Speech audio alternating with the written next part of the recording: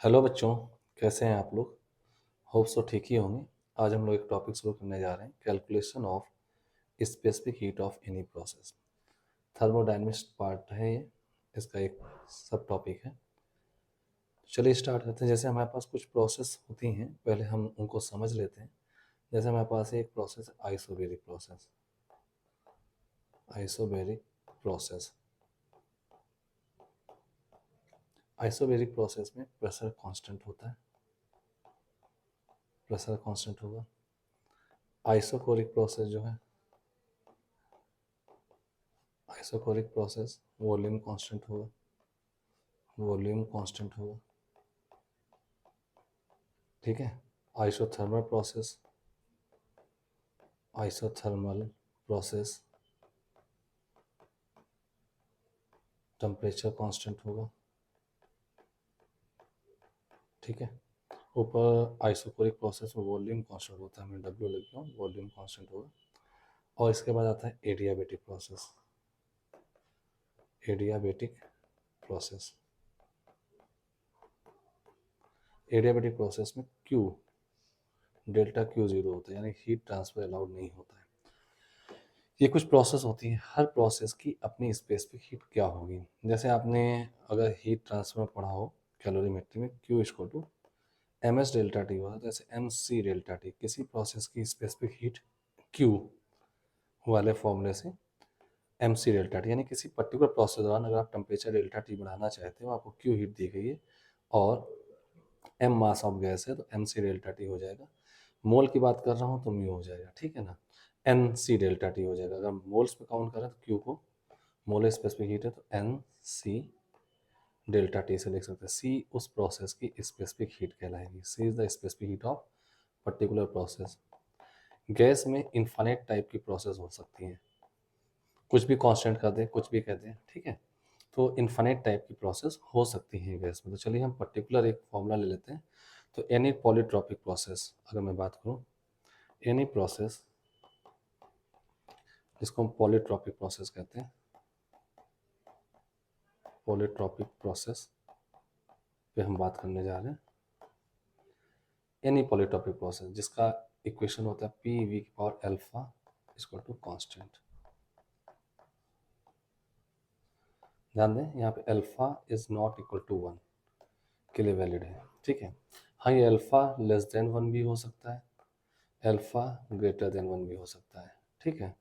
Right, alpha 0 के लिए valid है, अल्फा 1 के लिए नहीं होगा। जबकि आप ध्यान दें, आप पास एक आइसो एडियाबेटिक प्रोसेस है, ये सिमिलर होती पीक और गामा। अल्फा जो गामा दिख रहा होगा आपको कांस्टेंट है, बस इसमें डिफरेंस इस बात का होता है, यहाँ पे जो गामा होता है वो 1+2/f होता है, ठीक है। तो गामा यहाँ पे जो भी आएगा हमेशा ग्रेटर देन 1 ही होगा, लेस देन 1 नहीं हो सकता। Gamma is not less than 1, gamma 1 से लेस नहीं होता, हमेशा 1 से बड़ा होता है, 0 भी नहीं होता।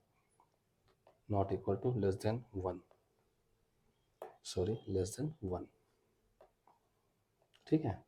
और 0 भी नहीं होता, गामा नॉट इक्वल टू 0, ठीक है। गामा 1 से बड़ा ही हो, जबकि यहाँ पे 1 से छोटा भी हो सकता है, 1 से बड़ा भी हो सकता है और 0 भी हो सकता है, ठीक है। तो अगर मैं बात करूँ, तो पहले अगर मैं एडियाबेटिक प्रोसेस की बात करूँ, एडियाबेटिक की, इसका वर्क डन हमें जानना जरूरी है। एडियाबेटिक प्रोसेस जो इक्वेशन ये लिखी हुई है, इसका वर्क डन डब्ल्यू, डब्ल्यू क्या होता है? डब्ल्यू होता है N R delta T upon 1 minus gamma.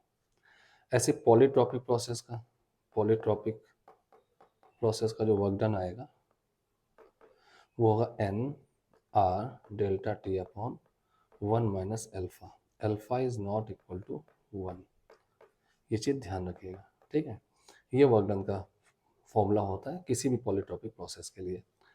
तो चलिए हम बात करते हैं, as we know first law of thermodynamics. Thermodynamics का फर्स्ट लॉ क्या है? First law of thermodynamics, of thermodynamics,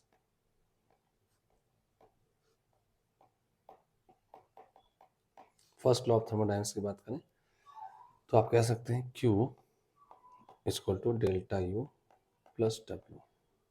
मैं n मोल ऑफ गैस की बात कर रहा हूँ, n मोल ऑफ गैस, कोई भी गैस होगी उसके लिए यूज करता हूँ।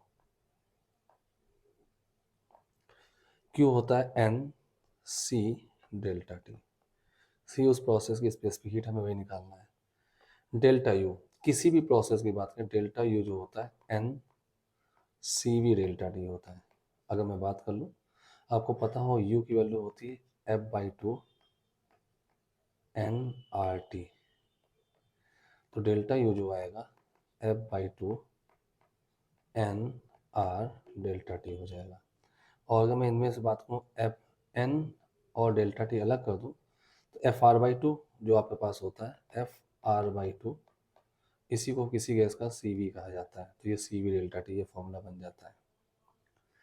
तो यहाँ पे डेल्टा यू जो है मैं N C V delta T लिख सकता हूँ, और एनी पॉलीट्रॉपिक प्रोसेस का वर्क डन यहाँ इन्वॉल्व कर दूँ, तो यहाँ पास आएगा N R delta T upon 1 minus alpha. और कीप इन माइंड यहाँ डेल्टा टी का मतलब है T F minus T I है, टी आई, ठीक है। तो बाई डिफॉल्ट यहाँ देखेंगे n n n cancel out हो गया, delta T delta T delta T cancel out हो गया, तो सी का फॉर्मूला आ गया C V plus R upon 1 minus alpha. ये आपके पास किसी भी पॉलीट्रॉपिक प्रोसेस के लिए वर्क डन आ जाएगा, बट यहाँ अल्फा 1 नहीं होना चाहिए, यानी आइसोथर्मल के लिए अलग से फॉर्मूला होता है, ठीक है। तो आइसोथर्मल के लिए आप वैसे देखेंगे तो इनफाइनाइट आ जाएगा, क्योंकि उस आइसोथर्मल के दौरान टेम्परेचर चेंज अलाउ नहीं होता, तो स्पेसिफिक हीट इनफाइनाइट मानी जाएगी, ठीक है, राइट। और यानी कि अनडिफाइंड हो जाएगा, क्लियर है। अब यहाँ से आप देख लें, आपने कह दिया P, इसको तो यहाँ मैं केस 1 ले लेता हूँ, P इसको टू कॉन्स्टेंट, यानी आइसोबेरिक प्रोसेस की स्पेसिफिक हीट क्या होगी, P इसको टू कॉन्स्टेंट, यानी कि P वीक पावर 0 इसको टू कॉन्स्टेंट। कंपेयर कर लें तो आप देखेंगे आपके पास क्या आ जाएगा, अल्फा जो है 1 आ जाए, सॉरी 0 आ जाएगा, पी वीक पावर अल्फा इसको टू कॉन्स्टेंट से कंपेयर करें, ठीक है। तो अल्फा आपके पास 0 आ गया, तो सी की वैल्यू क्या आ जाएगी, सी वी प्लस आर आ जाएगी, आर अपॉन 1 माइनस 0, यानी कि सी वी प्लस आर। और सी वी प्लस आर जो होता है सी पी के बराबर होता है, आप जानते हैं C P minus C V equal to R C P, यानी कि उस प्रोसेस का सी जो है सी पी है, और सी पी आप डिफाइन भी करते हैं, amount of energy required to raise the temperature of unit mass of gas by 1 degree centigrade at constant pressure, तो सी पी बन जाएगा, वही आप जानते हैं, ठीक है। केस 2, किसी भी प्रोसेस के लिए, जैसे मैं कोई पॉलीट्रॉपिक प्रोसेस जो एज एन एग्जांपल मैंने ले लिया कि आपको दिया हुआ है square of pressure is directly proportional to 3 power of volume, ये ऐसी कोई एनी प्रोसेस दी हुई है, एनी प्रोसेस। अब मुझे इस प्रोसेस का स्पेसिफिक हीट चाहिए, यानी इस प्रोसेस दौरान अगर 1 डिग्री सेंटीग्रेड टेम्परेचर बढ़ाना है 1 मोल गैस का, तो कितनी हीट रिक्वायर्ड होगी, तो आप कंपेयर कर लें, P प्रोपोर्शनल टू वीक पावर 3/2 हो जाएगा, यहाँ से आएगा P इक्वल टू C यानी कांस्टेंट वीक पावर 3/2,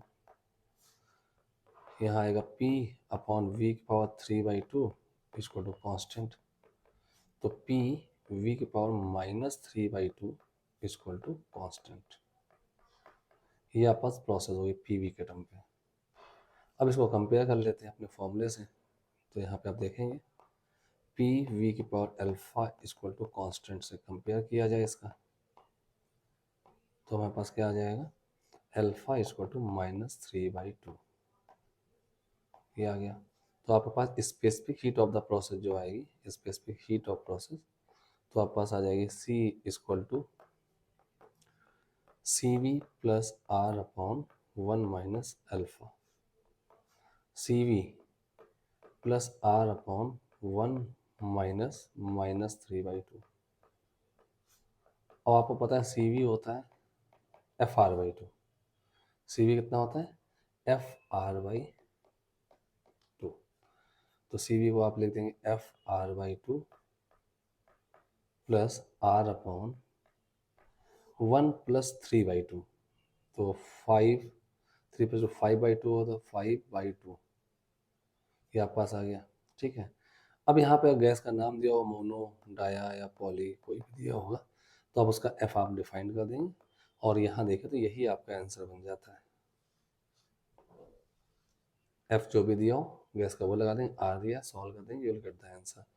तो ये एक अच्छा प्रोसेस था, इससे आप किसी भी प्रोसेस का स्पेसिफिक हीट कैलकुलेट कर सकते हैं। ठीक है, तो ये फॉर्मूला आपको याद रखना, ये इंपॉर्टेंट फॉर्मूले की कैटेगरी में होता है किसी भी प्रोसेस का। ठीक है, अल्फा 1 नहीं होना चाहिए, अल्फा 1 होने पर अगर आप देखें अल्फा 1 हो गया तो सी इनफाइनाइट होगा, यानी आइसोथर्मल प्रोसेस दौरान टेम्परेचर चेंज अलाउ नहीं होता, इसे इनफाइनाइट हीट चाहिए टेम्परेचर चेंज करने के लिए।